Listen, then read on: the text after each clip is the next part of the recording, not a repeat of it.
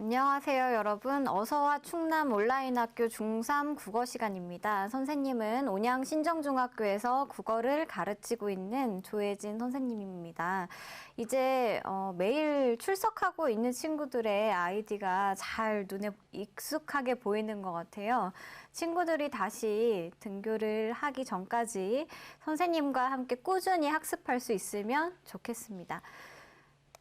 네, 오늘 시간도 본격적으로 수업을 시작하기 전에 친구들이 꼭 지켰으면 하는 규칙부터 먼저 얘기를 할게요. 우리 이제까지와 좀 달라진 점이 있는데요. 앞으로 다음 주부터는 시간표가 조금씩 변동되는 것들이 생길 겁니다. 국어는 생방송 5분 전에 들어오는 것은 똑같고요. 화요일, 목요일에 우리 진행이 될 거예요. 화요일 2교시에 2시 55분부터 시작되고요. 똑같이. 목요일에는 1교시 1시 55분에 시작되고요. 전 과목 시간표가 조금 교체되는 부분이 있을 텐데 그 부분도 선생님들마다 아마 고지를 해주실 겁니다. 네, 수업 규칙 두 번째입니다. 역시나 채팅방 규칙을 예절을 잘 준수해서 우리가 수업에 참여를 해주면 됩니다. 수업과 관련된 고운말을 써주고요. 도배나 비방과 욕설 이런 것들을 하지 않습니다. 댓글은 여러분들의 인격이라는 것을 항상 염두에 두고 선생님도, 선생님의 가족들도, 그리고 우리 친구들의 선생님과 부모님들도 이 영상을 보고 있다는 거 잘 기억하고 수업에 참여해 주길 바랍니다. 세 번째 수업 규칙은 우리가 건강 잘 지켜서 외출 자제하고 손을 잘 씻고 기침 예절을 잘 지켜서 나중에 이제 교실에서 만나는 그 날까지 몸과 마음을 튼튼하게 튼튼하게 지키는 것입니다. 네, 그러면 지난 시간부터 선생님이 댓글을 좀 캡처를 해서 같이 보여주겠다고 했잖아요. 질문들도 있고 선생님 볼 때 재미있고 친구들하고 같이 읽어봤으면 좋겠는 댓글들도 같이 보여줄 거예요. 레전드 친구가 이렇게 올렸어요. 북한에선 오징어를 낙지라하고 우리나라에선 반대라던데 맞나요? 라고 이렇게 올려줬습니다. 네, 선생님도 이거 친구들하고 같이 학습활동으로 넣을까 고민을 했던 단어들이었는데요. 좀 신기한 부분이 있죠. 남한에서 오징어라고 하는 것은 북한에서는 낙지라고 합니다. 똑같은 대상을 이렇게 부르는 거예요. 남한에서는 낙지라고 하는 것을 북한에서는 서해 낙지라고 부르고요. 남한에서 갑 오징어라고 부르는 것을 북한에서는 오징어라고 부릅니다. 그래서 이런 차이점이 있는 거를 레전드 친구도 어디선가 들어본 것 같아요. 우리 친구들도 이런 차이점 한번 기억을 해두면 좋을 것 같습니다. 다음 글들은 질문들은 아니고 선생님이 수업을 열심히 들었거나 재미있었던 댓글들 같이 보여줄게요. 정재 친구가 선생님이 우리가 만약에 통일을 하게 된다면 통일 시대가 오게 된다면 그때는 북한 친구들 어떻게 남한 친구들은 백두산이나 평양과 같은 곳에 가서 수학여행도 할 수 있을 테고 우리나라 사람들이 기차를 타고 유럽 여행도 갈 수 있을 것이다 라고 이런 얘기를 했는데요. 정재 친구가 남한으로 따지면 전주 가서 비빔밥 먹고 설악산 가서 케이블카 타는 거지 라고 이렇게 적용해가지고 또 댓글을 잘 달아줬습니다. 네, 세 번째 리정혁 동무가 온 것 같아요. 정영리 친구가 국어 선생 동지 내래 혁명적으로 국어 시험을 개혁해 주갔어 라고 이렇게 댓글을 달아줬습니다. 우리 친구 리정혁 친구처럼 열심히 남북한의 언어적인 차이점을 잘 이해하고 동질성을 회복하기 위해서 노력하면 국어 시험도 열심히 개혁하는 그런 날이 오겠죠. 네, 고맙습니다. 창생이 친구가 굉장히 좀 뭉클한 댓글을 달았어요. 솔직히 학교 가서도 실제 반 애들보다 얘네가 더 기억나지 않을까 싶다라고 이렇게 댓글을 달아줬는데요. 우리 친구들 등교하지 못하는 아쉬움도 있지만 이렇게 온라인 상으로라도 만난 친구들과 열심히 수업에 참여하는 모습이 참 예쁘게 느껴졌습니다. 네, 고맙습니다. 그럼 지난 시간에 우리 통일시대 우리말에 대해서 학습을 했습니다. 그 학습한 내용과 관련된 내용을 복습을 해볼게요. 첫 번째, 자 이제 우리 선생님이 친구들이 댓글로 문제를 잘 맞추면서 참여하고 있는지 한번 볼게요. 남북한의 언어는 의사소통이 전혀 되지 않을 정도로 심각한 차이가 있다. 네, O일까요? X일까요?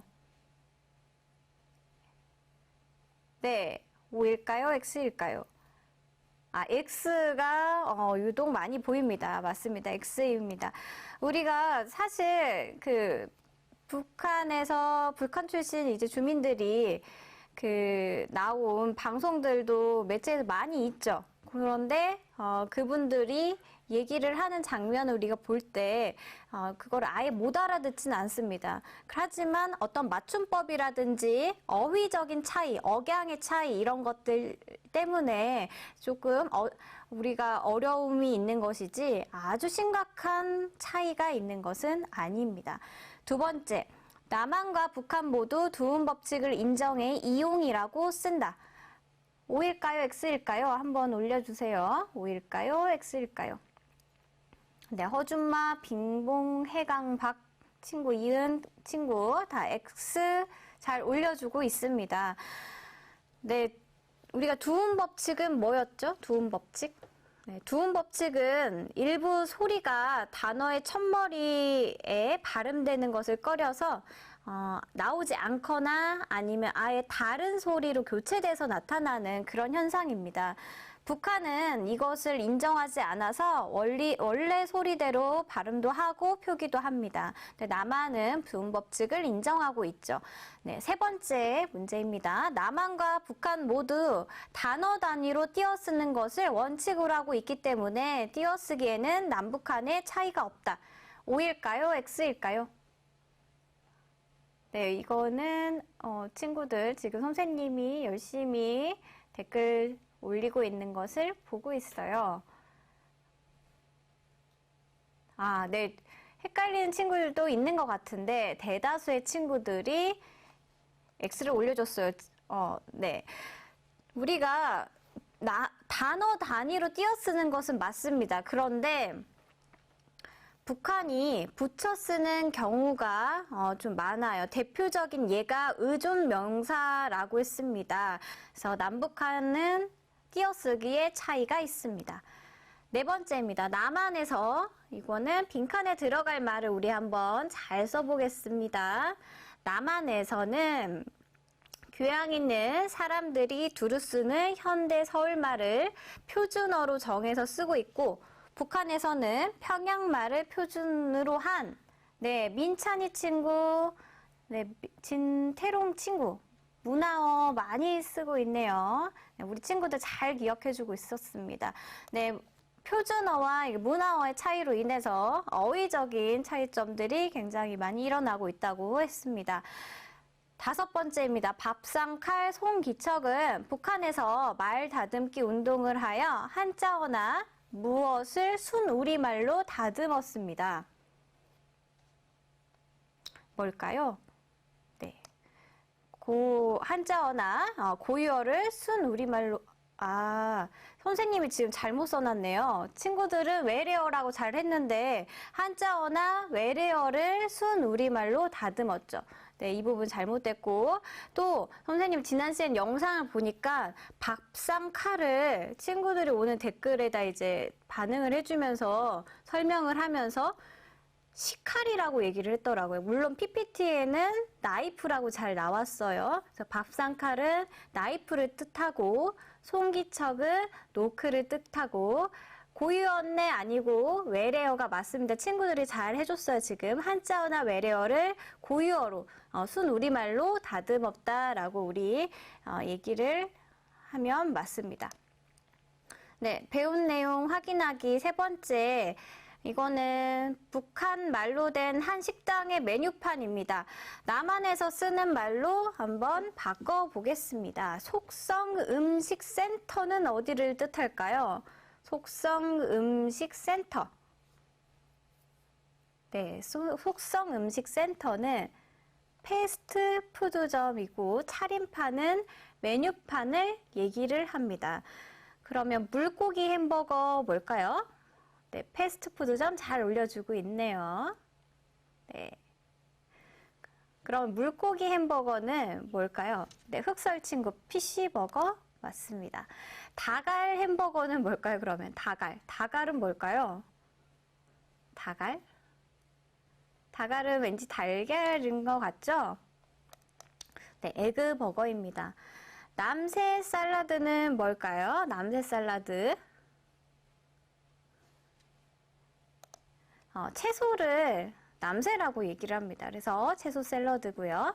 튀김 요리를 우리는 어떻게 표기할까요? 요리라고 하지 않고 우리는 두음 법칙을 적용하고 있기 때문에 튀김 요리라고 합니다. 얼음 라떼는 우리는 외래어를 좀 더 많이 쓰고 있죠. 그래서 아이스 라떼라고 하고 오렌지 단물은 오렌지 주스라고 하고 있습니다. 네, 북한에서는 이제 메뉴판에서도 이런 차이점이 있고 우리나라의 특징점인 것은 외래어를 많이 이렇게 도입해가지고 쓰고 있다라는 거 잘 알고 있으면 되겠습니다. 그러면 우리 오늘 시간에 학습으로 넘어갈게요. 우리 오늘 시간에는 문학과 소통을 주제로 학습을 하는데요. 문학이 심미적 체험을 바탕으로 한 소통 활동이라는 것을 우리가 이해하고 문학 활동을 하는 시간입니다. 네, 그러면 우리 본격적으로 들어가 보겠습니다. 친구들은 혹시 일상에서 아름다운 순간, 기억하고 싶은 순간, 감동받은 일 이런 것들을 SNS에 이렇게 적는 친구들이 있나요? 선생님은 지금 친구들이 보고 있는 화면은 선생님의 개인 SNS에 작년에 2019년 4월 26일이죠. 작년에 올렸던 부분입니다. 언제였냐면 이게 교생 실습 마지막 날. 그러니까 선생님의 교생 실습은 아니고 선생님으로서 교생 실습을 나온 선생님들을 지도교사를 했던 거죠. 그래서 지도교사를 하면서 우리 반 친구들하고 마지막 날에 송별 행사를 했던 일들을 적었습니다. 선생님이 그날 친구들하고 같이 활동했던 선생님들의 모습을 이렇게 영상으로도 편집해서 같이 보았고 그것뿐만 아니라 시 선물 쓰기라는 활동을 했어요. 시 선물 편지 쓰기는 선생님한테 드리고 싶은 시를 골라서 그것을 드리는 이유를 적으면서 작별의 인사말 편지를 쓰는 그런 활동이었습니다. 그래서 두둑한 이 편지를 교생 선생님한테 전달을 했는데 친구들만 쓴 게 아니라 선생님도 교생 선생님들한테 편지를 써줬습니다. 거기에 쓴 시입니다. 선생님이랑 같이 한번 읽어볼게요. 이시영의 작별이라는 시입니다. 민들레는 마지막으로 자기의 가장 아끼던 씨앗을 바람에게 건네주며 아주 멀리 데려가 단단한 땅에 심어달라고 부탁했습니다. 이런 아주 짧은 시예요. 이게 전문이거든요. 네, 우리 민들레 친구들 본 적 있어요? 민들레? 노란 민들레가 보통 생각나지만 우리가 민들레가 나중에 꽃이 지면 씨앗이 생기죠. 솜털을 담은 이게 씨앗이 생기고 그걸 꺾어서 우리 후후 부는 그런 놀이를 한 친구들도 있을 텐데 이 씨앗이 이렇게 날아가죠. 우리 이 씨앗이 날아가서 여기저기 땅에 퍼뜨려지면서 다시 민들레가 나는데요. 선생님이 이 시를 교생 선생님한테 드린 이유는 우리가 나중에 교생 선생님들도 단단한 땅, 이런 선생님이 원하는 교단에 서서 아이들을 가르치는 꿈을 이뤘으면 좋겠다라는 이런 마음을 담아서 이 시를 보내드렸습니다. 선생님은 이 시를 읽으면서 이런 선생님의 마음과 그리고 친구들도 선생님들을 응원하는 그리고 감사함을 전하는 이런 마음이 느껴졌기 때문에 굉장히 아름답다고 생각이 들었어요. 느꼈어요. 그래서 우리 친구들도 아마 선생님처럼 일상생활에서 이런 시의 아름다움을 느끼고 혹시 공유하고 혹은 직접 써본 그런 경험이 있는 친구가 있을 텐데요. 이번 시간에는 문학작품에서 아름다움을 느끼고 그리고 그것을 통해서 공유하는 문학 활동에 대해서 학습해 보도록 하겠습니다. 김춘수 시인의 꽃이라는 시예요. 선생님이 낭송을 할 텐데요. 2번 낭송을 할게요. 2번 낭송을 할 거고 시는 짧아서 친구들이 그래도 학습 활동을 따라오는데 많이 어려움은 없을 것이라고 생각이 들지만 내용을 잘 기억하면서 혹시나 조금 어려울 것 같다 하면은 그 인터넷 창에다가 다른 쪽 한 창에다가 김춘수 꽃 이렇게 쳐서 한 번씩 같이 보면서 학습을 해도 좋습니다. 낭송할게요. 내가 그의 이름을 불러주기 전에는 그는 다만 하나의 몸짓에 지나지 않았다.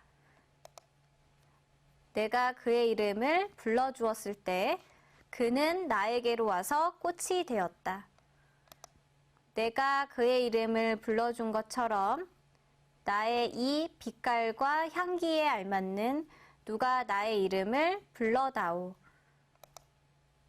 그에게로 가서 나도 그의 꽃이 되고 싶다. 우리들은 모두 무엇이 되고 싶다. 너는 나에게, 나는 너에게 잊혀지지 않는 하나의 눈짓이 되고 싶다. 네, 우리 이 시 이번에는 선생님이 2번째 다시 읽어볼 텐데 낭송을 할 텐데 친구들도 같이 소리로, 입으로 읽으면서 낭송을 하면서 한번 볼게요. 네, 1연. 내가 그의 이름을 불러주기 전에는 그는 다만 하나의 몸짓에 지나지 않았다. 내가 그의 이름을 불러주었을 때 그는 나에게로 와서 꽃이 되었다. 내가 그의 이름을 불러준 것처럼 나의 이 빛깔과 향기에 알맞는 누가 나의 이름을 불러다오. 그에게로 가서 나도 그의 꽃이 되고 싶다. 우리들은 모두 무엇이 되고 싶다. 너는 나에게, 나는 너에게 잊혀지지 않는 하나의 눈짓이 되고 싶다. 네, 그러면 우리 구체적으로 시 내용에 대해서 한번 자세히 들여다 보겠습니다. 네. 먼저 1, 2연을 살펴볼게요. 내가 그의 이름을 불러주기 전에는 그는 하나의 무엇에 지나지 않았다고 시 속에서 나왔을까요? 네, 민찬이 친구 바로 대답을 잘 해줬습니다. 몸짓에 지나지 않았습니다. 네, 내가 그의 이름을 불러준 후가 되겠죠. 불러준 후는 그가 나에게로 와서 무엇이 되었다? 네, 친구들 벌써 쓴 친구 있네요. 네, 꽃이 되었다 라고 했습니다. 그러면 우리 여기 시에서 1, 2연에서 나온 단어들 중에서 하나의 몸짓과 꽃은 어떤 의미를 가지고 있는지 우리 1학년 때 상징에 대해서 배웠었죠. 한번 생각을 해보겠습니다. 우리 하나의 몸짓과 꽃 중에서 뭐가 조금 더 긍정적인 시적 화자가 바라는 부분일까요, 얘들아? 하나의 몸짓과 꽃. 그쵸. 꽃이죠, 꽃. 꽃이 조금 더 긍정적이고 지금 시적 화자가 이제 바라는 바인 것 같죠. 하나의 몸짓은 의미가 없는 존재, 아무 의미가 없는 존재를 의미를 하는데 내가 그의 이름을 불러줌으로써 의미 있는 존재가 되는 겁니다. 그럼 3, 4연은 그 시적 화자의 소망이 드러납니다. 사면에 담긴 화자의 소망 볼까요? 누가 나의 빛깔과 향기에 알맞은 무엇을 불러주면 좋겠다라고 얘기할까요? 네, 이응 친구 이름이라고 얘기를 해줬어요. 맞아요. 혜영이도 잘 올려줬네요. 이름입니다. 그럼 사연에 담긴 화자의 소망 볼까요? 우리들은 무엇이 되고 싶다. 서로에게 잊히지 않는 하나의 무엇이 되고 싶다라고 했을까요? 네, TR 친구 눈짓 써줬군요. 네, 눈짓이 되고 싶다라고 했습니다. 그럼 3사연에 드러나는 시어도 같이 보겠습니다. 빛깔과 향기는 바로 내가 원래 가지고 있는 나의 존재의 본질을 얘기를 합니다. 그럼 꽃과 무엇, 눈짓, 이 모든 것은 바로 의미 있는 존재를 얘기를 합니다. 그럼 여기에서 우리가 이름을 부른다는 것이 굉장히 중요한 행위라고 우리가 생각이 들 텐데요. 이름을 부르는 것은 어떤 의미일까요? 혹시 우리 친구들 내가 좋아하는 사물이나 아니면은 반려동물한테 뭐 이름을 붙여줘 본 경험이 있어요?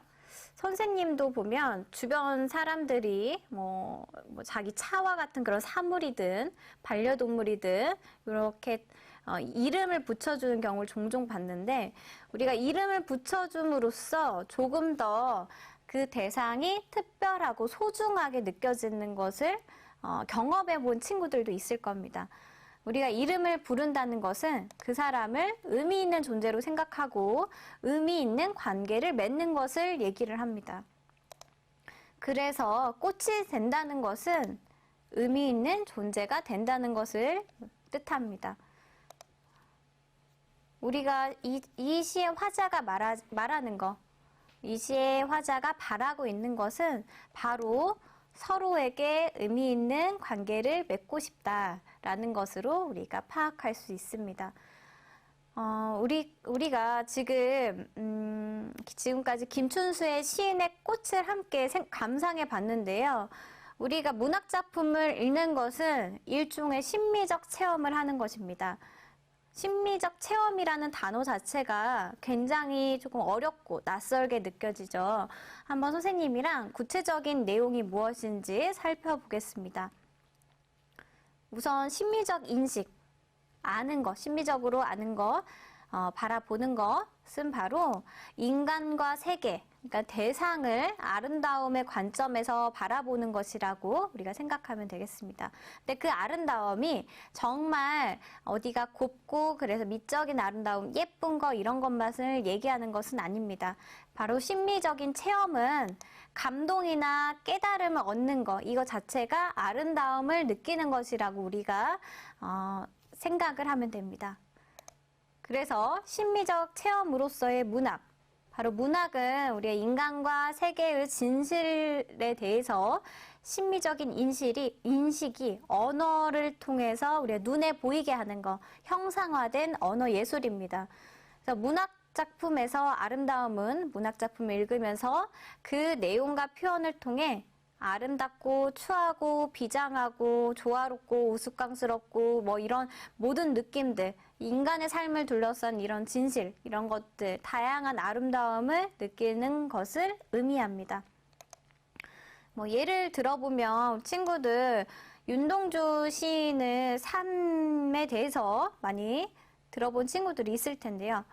우리 식민지 시대의 시인으로서 살아가면서 자기 삶에 대해서 어떤 반성적인 태도를 가지는 그런 시들을 많이 작품을 창작을 했죠. 별을 노래하는 마음으로 모든 죽어가는 것을 사랑해야지. 그리고 나한테 주어진 길을 걸어가야겠다. 이렇게 윤동주 서시의 일부분 통해서도 우리 그것을 엿볼 수 있습니다.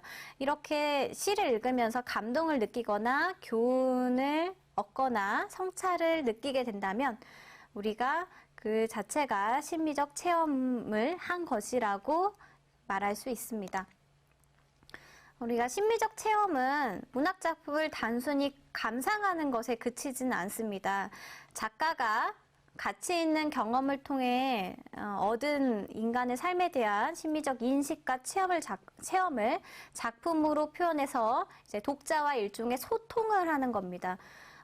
독자는 그것을 읽고 또한 독자가 자신의 작가의 그런 심미적 인식과 체험을 이해하고 또 공유함으로써 자신의 삶과 세계를 심미적으로 바라보며 성찰하는 것, 이 자체가 우리 일종의 심미적 체험으로서 문학을 소통 활동으로 인식하는 것이라고 말할 수 있어요.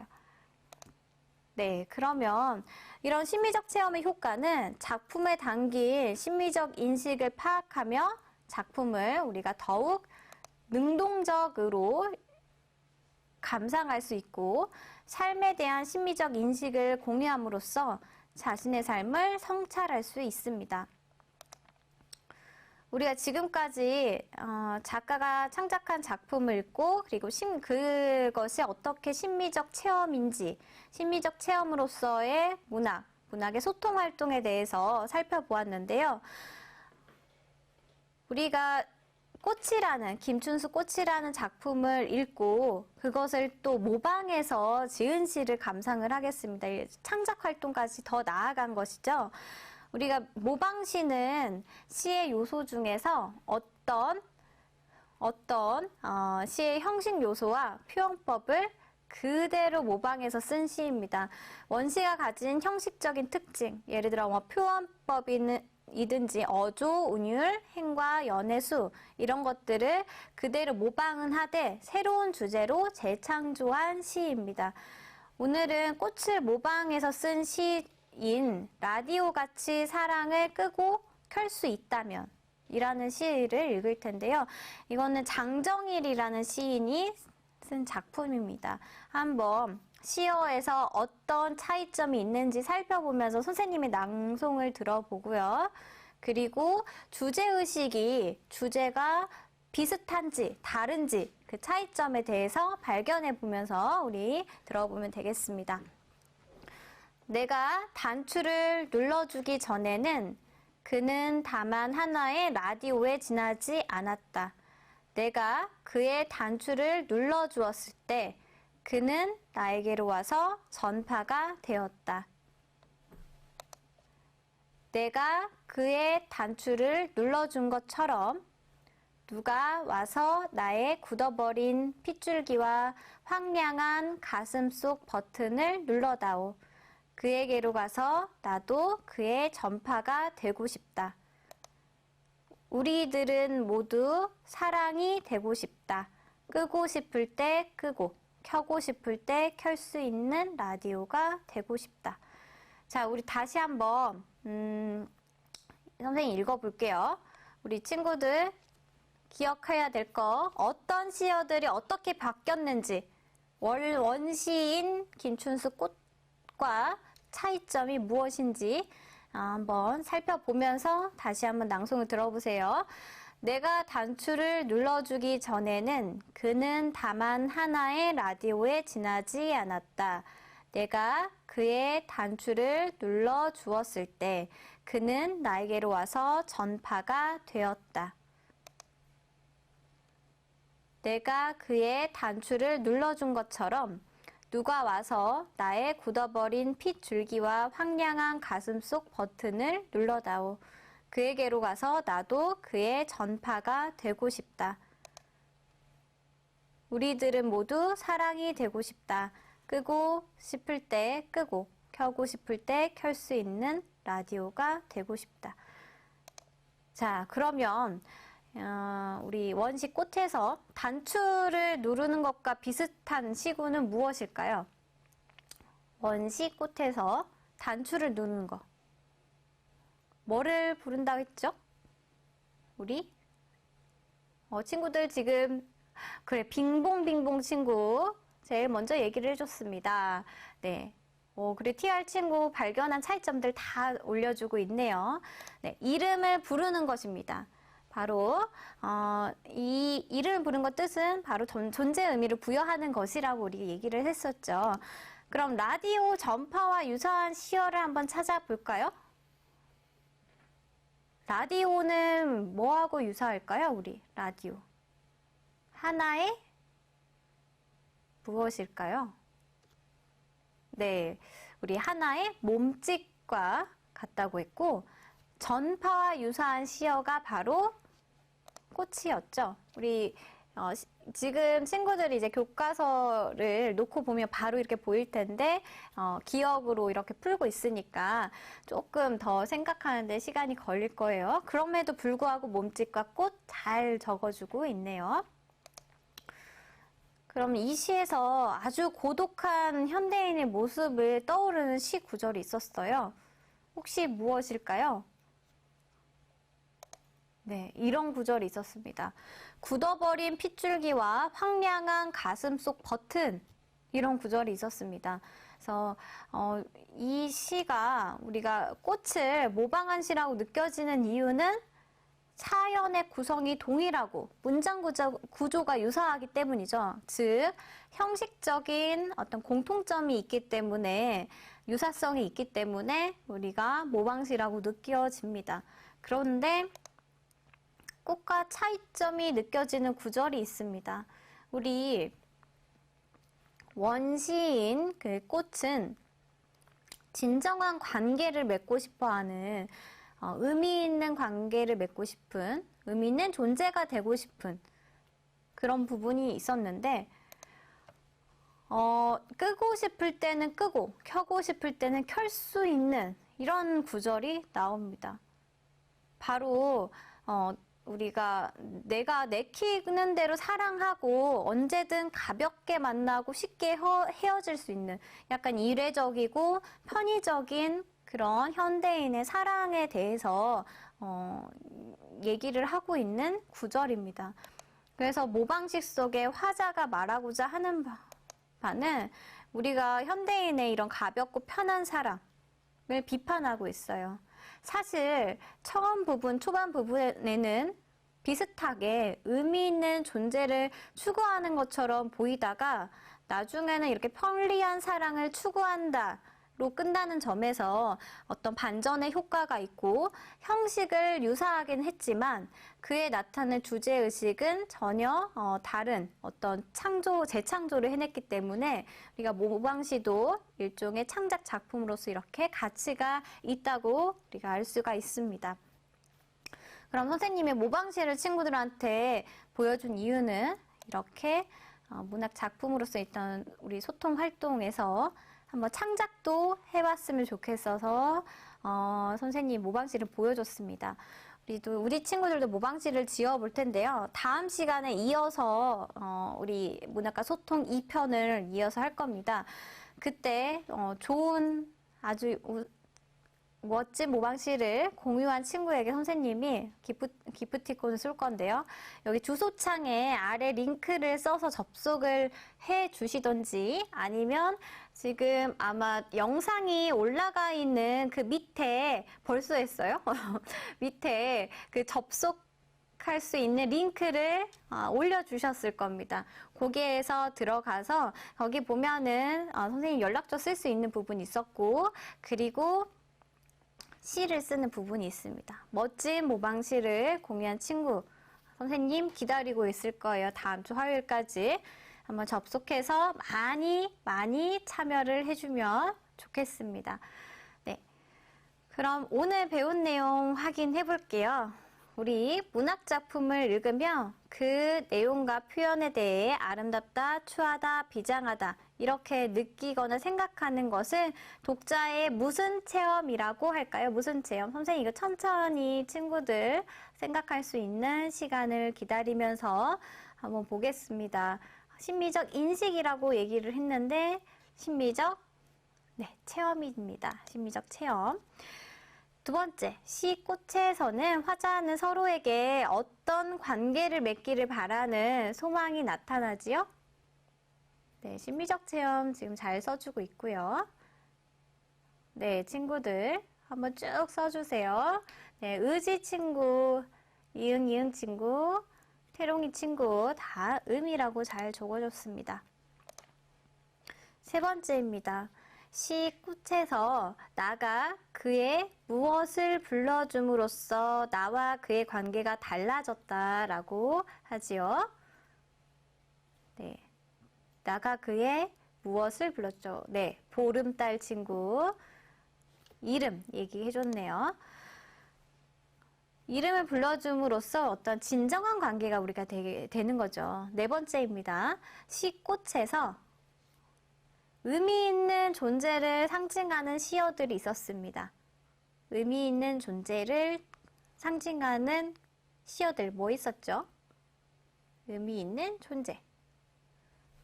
친구들 잘 지금 라디오가 아니고 그쵸, 꽃이 있었고 하나의 몸짓은 우리가 의미 없는 것이고 눈짓이 그 후반부에 나오는 눈짓이 바로 의미 있는 존재를 상징하는 것이었죠. 우리 시 다시 한번 읽어보면 그게 다시 우리 친구들 기억하고 있는 시어대로 이제는 더 느껴질 겁니다. 자, 오늘은 우리가 문학의 소통을 주제로 문학 작품을 감상해 봤습니다. 다음 시간에는 친구들이 선생님이 보여줬다 아까 링크 있죠? 거기 링크 들어가서 모방실을 많이 보내주고 그것을 같이 감상도 해보고 또 다른 문학과 소통을 우리 학습할 수 있는 좋은 문학 작품을 가지고 올 겁니다. 다음 시간부터는 화요일, 목요일로 국어 시간표가 바뀌고 전체적인 시간표 변동이 있을 거예요. 다시 공지되는 바 잘 체크를 해서 들어오되 시간표는 1, 2, 3교시는 동일하게 될 겁니다. 화요일 2교시는 2시 55분부터 그리고 목요일 1교시는 1시 55분부터 중3 국어가 시작됩니다. 그럼 친구들 오늘도 아주 열심히 수업 활동에 참여를 해줘서 고맙고 건강한 모습으로 기침 예절 잘 지키고 손도 잘 씻고 외출 자제하면서 집에서 건강하게 잘 지내다가 다음 시간에 만나길 바랍니다. 네, 오늘도 수고했습니다. 네, 다음 시간에 봐요.